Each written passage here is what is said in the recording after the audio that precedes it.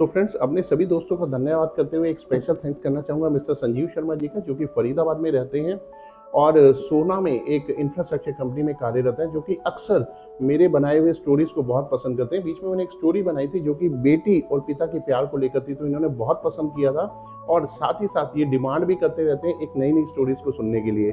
तो हाल ही में इन्होंने मेरे को बोला कि दीपक जी, बेटी और पिता के प्यार को लेकर एक और स्टोरी सुनाए। तो sir, thank you so much. और स्टोरी कुछ इस तरीके से, स्टोरी आपको सुनाऊं उससे पहले कहना चाहूंगा कि भगवान जिस व्यक्ति को एक बेटी से नवाजता है उसे भाग्यशाली कहते हैं, और जिनको दो दो बेटी से नवाजता है उसको सौभाग्यशाली कहते हैं। स्टोरी कुछ इस प्रकार है कि एक बार एक किसान व्यक्ति था जिसकी दो बेटियां थी। तो जब उसने दोनों बेटियों की शादी की, एक बेटी की शादी किसान घर में की और दूसरी बेटी की शादी कुम्हार घर में की। शादी को कुछ समय हुआ था तो पिता के मन में आया कि एक बार मैं अपनी बेटियों के घर में जाता हूँ और उनसे उनकी कुशलता और उनका धन धान्य पूछने जाता हूँ। तो जब वो पहली बेटी के घर में गए जिसका पति किसान था, तो उन्होंने पूछा, बेटी आप खुश तो हो? तो बेटी ने प्रसन्नतापूर्वक बोला, हाँ पिताजी मैं बहुत खुश हूँ, इस बार इन्होंने बहुत अच्छी फसल उगाई है, बस भगवान से प्रार्थना है कि एक अच्छी बारिश हो जाए और जो है हमारे घर में धन और धान्य आ जाए। ये बात सुनकर पिता बहुत खुश हुए और घर से आ गए वापस और दूसरी बेटी के घर में गए। तो दूसरी बेटी के घर में भी यही सवाल किया कि बेटी आप खुश तो हो ना?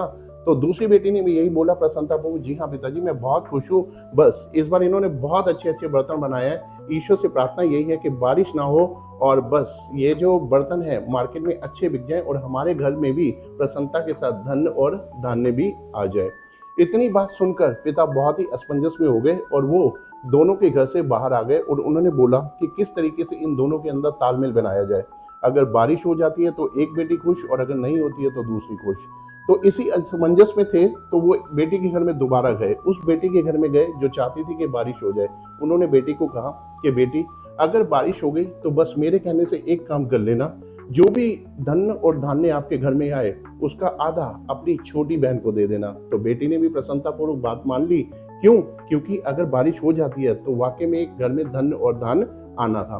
तो ये बात कहकर वो जो है वो दूसरी बेटी के घर में गए। तो दूसरी बेटी के घर में गए तो उन्होंने बोला, बेटा अगर इस बार बारिश ना आई और तुम्हारे बर्तन बहुत अच्छे बाजार में बिक गए तो जो भी धन और धान्य आए उसमें से एक काम करना, आधा अपनी बड़ी बहन को देना। तो बेटी भी प्रसन्नतापूर्वक मान गई। क्यों? क्योंकि अगर बर्तन बाजार में बिकेंगे तो धन और धान्य आना स्वाभाविक ही था। इतना कहकर उन पिता ने दोनों ही बेटियों के परिवार में और दोनों ही बेटियों के रिश्ते में एक अच्छा तालमेल बना दिया।